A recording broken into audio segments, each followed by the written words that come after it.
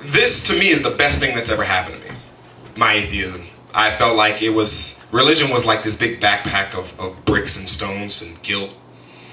I was able to take off. And to me, that's the best feeling you'll ever have. That's the best feeling I've ever had. Coming back from Iraq, I remember when you get back, basically, when the plane takes off, everybody celebrates and they get up and like, oh yeah, we made it. And there's also the moment of silence for the people who didn't make it. This felt better than that. I think this was better than that. Definitely better than that. So a lot of people say, well, what's your point? What are you trying to do with this? I guess to answer that question honestly, there's usually a textbook answer with that. But between me and you, I guess I'm trying to piss people off. Yeah. I'm not going to hide it. It's easier to piss people off than it is to impress people. You ever notice that? Like, I can walk somewhere, and say like, do something that's like mildly offensive to, a lot of people, but most people just kind of brush it off. You go try to impress somebody, they want A, B, C, D, E, F, G, X, Y, Z, they want blood samples and urine analysis and sperm donations. I'm like, it's not gonna work. I don't have all that, So I figured I'll piss people off. So I started writing songs, and a year later, all of a sudden I'm standing before people like you, who are people like me, essentially talking to myself. I'm pretty sure you guys are a lot ahead of I am. I mean, I'm pretty sure you guys have probably been on this path for a long time. Probably know more about this stuff than I do. And most of the stuff that I do talk about is pretty basic. It's generalized. We were out on Dundas Square today. And there's a part in the song Squared, which I'm probably going to perform a little bit later on, where I pointed at some tour guy on a bus passing. I guess he felt so bad that he got off his little thing and turned off his mic. But that wasn't really my fault. Janet pointed him out, and so I did what Janet told me to do. And so I don't know. It's easier to do this. I think it's easier to do this than to be a soldier lying to myself. It's easier to do this than to be a Christian lying to myself. Some people say, well, why don't you just, ask God for help? So I went and I wrote out something that I had never written out before, and that was a wish list for Santa Claus, because I felt like that was the exact same thing. Nobody's going to make this change unless I do it myself. So I figured pissing people off was the best way to do it. And a year later, here I am. So any questions about who I am or what I do, know, or don't know? In Canada, we have an expression. They ask, what's a Canadian? I'm not an American. In other words, you have a negative answer. All your arguments, and I say I agree with them and have done them, are all negative. What can we do, what can you do to present a positive image? Positive and negative, I think, are relative. What may be positive and negative to you may not be positive or negative to him. I mean, it's all perspective, right? Adolf Hitler believed that what he was doing was the work of God. Did he not? Yeah. Yeah, he did. I read Mein Kampf. I know I'm not supposed to. Black people don't do that, right?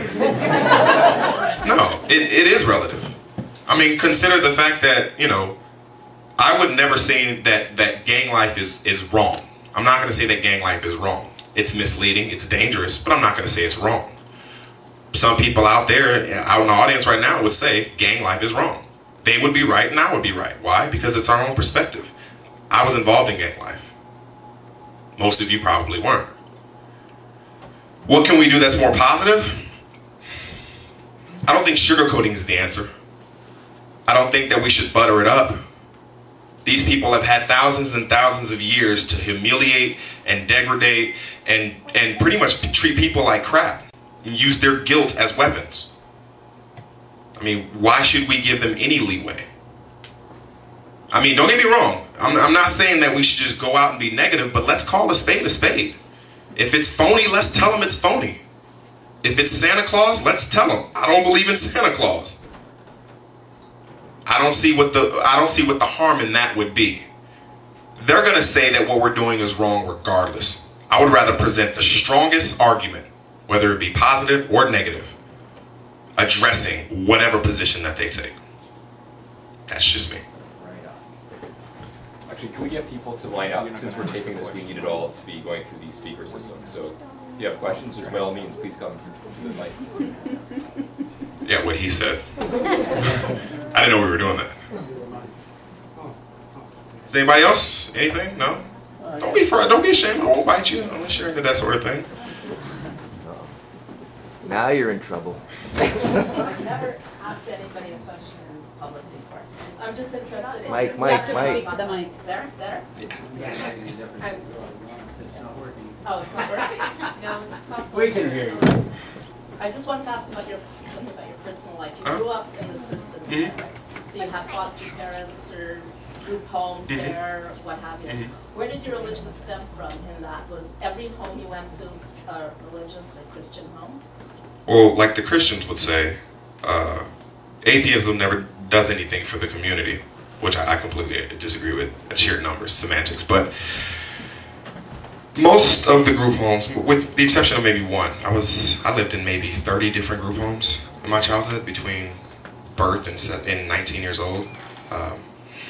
Most of the group homes that I was in were definitely, first of all, founded on religion. They were founded by some church nearby or some guy who felt like he was a holy crusader saving, children from, satanic homes or something like that. But to answer your question, my religious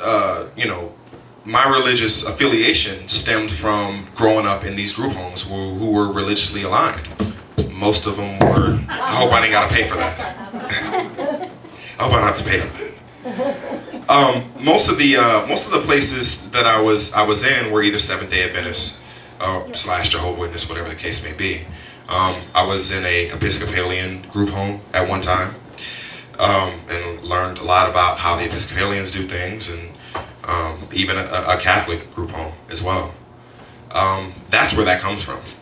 And of course, it's all shades of gray. I mean, it's all Christianity. A lot of, I never understood the rift between the Catholics and the Protestants. Yeah. The only thing I could associate with is the Bloods and the Crips, and they're fighting for no reason. For what? A disagreement? I mean, we were fighting over a bicycle. That can be replaced. A disagreement didn't even have to happen. You ever heard the story about the Bloods and the Crips? Over a bicycle? Many upon many of black men and black women and other people dying over a bicycle. I'll tell you that sometime. But anyway, to answer your question, my religious affiliation and conviction came from being in those group homes who were religiously aligned. If it was a Seventh-day Adventist group home, then that's what I was at the time. The last group home that I was in was a Seventh-day Adventist group home, and of course those were in my adolescent years. And going to that, coming from that group home, that's the one I took with me.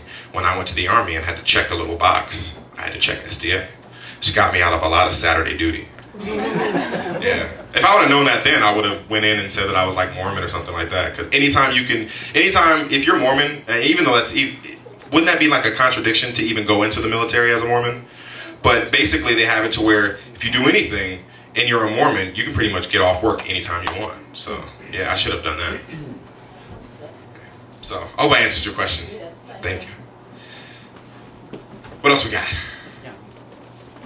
Oh, the mic's gone. Great. I can actually talk. Okay. It has been said by others, and I understand what they mean, that if somebody asks you about your beliefs and you say, I'm an atheist, you're telling them